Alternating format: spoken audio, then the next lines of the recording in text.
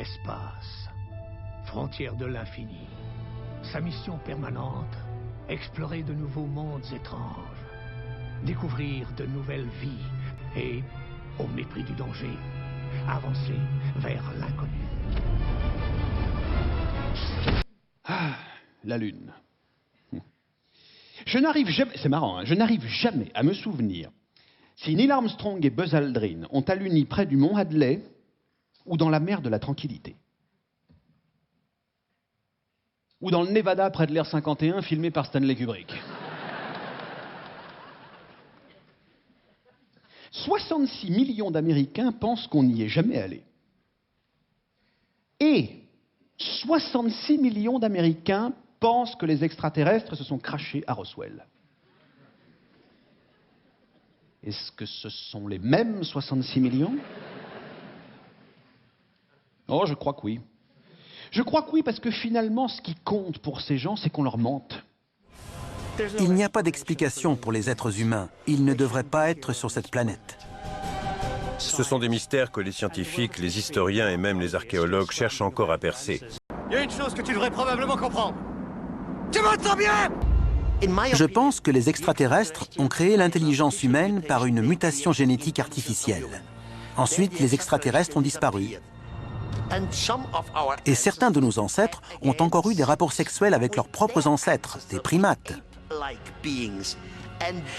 Et c'est ce qu'on a appelé dans la Bible le péché originel. Ensuite, les dieux sont revenus, ils ont vu ce qui s'était passé et ils ont décidé de détruire l'humanité par un déluge et de recommencer l'expérience avec Noé. C'est ce que la Bible raconte. La Bible nous dit que nous avons été créés à l'image de Dieu. Qu'est-ce que ça signifie? Ça signifie que nous avons été créés physiquement à l'image de quelqu'un.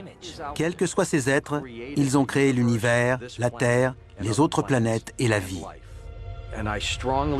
Et je suis intimement persuadé que ces histoires de Dieu ou d'extraterrestres qui sont arrivés sur Terre sont des faits réels. Nous avons énormément à apprendre de notre propre ADN. Nous commençons à peine à décoder la séquence de l'ADN. Et il se peut que nous découvrions un jour que de l'ADN extraterrestre fait partie de notre propre génome. T'en as trop pris, mon vieux, t'en as trop pris, trop pris.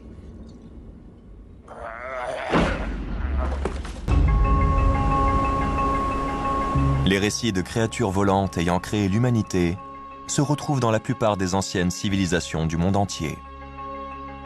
Mais bien que les scientifiques traditionnels rejettent généralement cette hypothèse, ces récits historiques pourraient-ils être la preuve d'une intervention extraterrestre dans l'évolution de l'homme?